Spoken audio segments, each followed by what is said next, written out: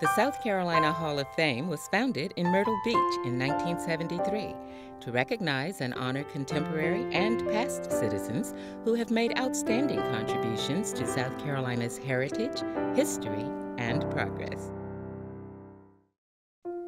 Wil Lou Gray was a 20th century pioneer in the field of adult education. Crafting her methods through experiments in rural and state communities, she would become known as South Carolina's First Lady of Education. Born in Lawrence County in 1883, Wil Lou Gray would learn to be independent at a young age. Her childhood was considered privileged in contrast to, say, the rural communities around her. Basically, she grew up in a lovely home surrounded with finery and nice things, and she would be considered what we call an upper-class South Carolinian.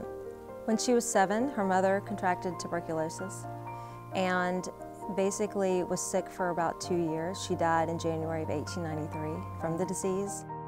Once her father remarried, he remarried her babysitter, who was also her neighbor. Then she did again have a mother figure. However, I believe that that frame of time where she was motherless really did shape a degree of independence and liberation in her sort of personality that I think had a lot to do with why she was able to do what she did in her career. After high school, Wil Lou left Lawrence to attend college in Columbia, South Carolina. When she graduated Columbia College, she took a job at a rural school. This led her to be inspired to learn more about the Southern education movement, which was going on at the moment. They're really looking at problems like illiteracy and the way it's shaping the southern region. And in South Carolina, roughly half the population is illiterate. She ends up teaching at Martha Washington College for a year, which was this real important female college. But she did not enjoy that environment. Wil Lou Gray would attend several learning institutions before earning a master's degree in political science from Columbia University in New York City. She then returned to Lawrence and is offered a position as supervisor of rural schools.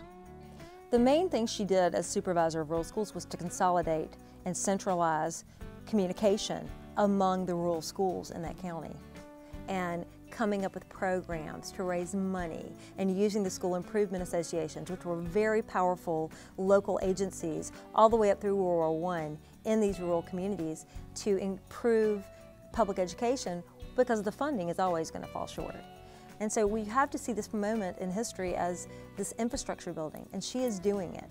She basically did a research study with the State Department of Education in 1915 for a night school, because she realized the illiteracy rates were so high in Lawrence County that if she could develop a night school and get adults into the program, that could then help them be better voters, be better farmers, and be better citizens. And so her night school experiment was actually a study that she had published. She basically understood the scientific method, and if she could come up with the questions, conduct the research, come up with some findings, and find somebody to publish it, then it's all of a sudden science, and it's the precedent to set public policy. And Gray does this throughout her career. She's a master at using social science to explain something and then become the precedent to establish a policy. And that's what makes her, I think, a very good politician. While Wil Lou would conduct other educational studies for both blacks and whites, she would concentrate her efforts into the Wil Lou Gray Opportunity School, which is still operational today. The first Opportunity School began in the early years of 1921. We meandered throughout South Carolina, from Anderson to Erskine to Clemson, but it began at the Tomasi Salem School. She had a few students, and they learned the basic life skills that they needed to make it in life. And the ones who had to work the farms, they were called lay-by schools in those days. The time the crops go in the ground to the times they are harvested, that period of time, she educated them. And she recognized that there was a real need for that. The early years, it was more the real-world applications that you needed to sustain yourself that eventually evolved into academic learning. I was about 6 or 7 the first time I saw Miss Wil Lou Gray. She come to our house to get some of the family to go to the Opportunity School. We didn't have nothing much to wear or nothing, but there's such a big family, and Miss Wil Lou Gray come to our rescue. Yes, I was glad I went. And I would have loved to went more, but when I come back home, we went and got a job at a mill and went to work, and we couldn't get off no more. She wrote us letters and come to see us and begged us to come to Columbia when they moved Opportunity School to Columbia, but there was no way we could go there. too far to go. Right now we focus primarily on the at-risk youth, the 16 to 19 age group who for whatever reason have not been successful in the public high school and are looking to make a new career change educationally, and hopefully we can put them on that career track. We have a military flavor because times have so changed since Dr. Gray was involved in education. It was pretty much a group family unit. Now a good many of our kids come from a single family home, and they don't have the structure because the mothers and the fathers have to work 2 and 3 jobs to make it. One of the unique features of the Wil Lou Gray Opportunity School is that we're residential. We offer our kids dormitory housing. They're required to live here throughout their period of stay while they're with us, and it's really helpful in getting them refocused on what they should be doing in life.